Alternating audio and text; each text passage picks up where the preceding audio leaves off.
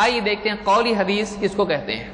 Number ایک، اس کی مثالیں ہم دیکھتے چلے جائیں گے، اور اس میں حدیث میں اب تفصیل سے دیکھتے ہیں حدیث کے ذخیروں میں، حدیث کی کتابوں میں کیا کیا چیزیں ہم کو ملتی ہیں جو حدیث کے تحت ہم کو ملتی ہیں۔ نمبر ایک، قولی حدیث، ایک حدیث کی قسم ہے جو قول ہوتا ہے نبی کا صلی اللہ علیہ وسلم۔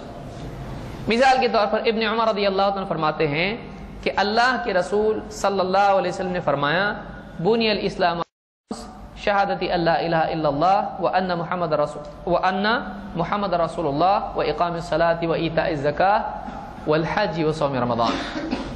بخاری اور مسلم میں حدیث موجود ہے۔ ابن عمر رضی اللہ عنہ کی روایت ہے کہ اسلام کی بنیاد 5 چیزوں پر رکھی گئی ہے۔ یہ ابن عمر کیا کہہ رہے ہیں؟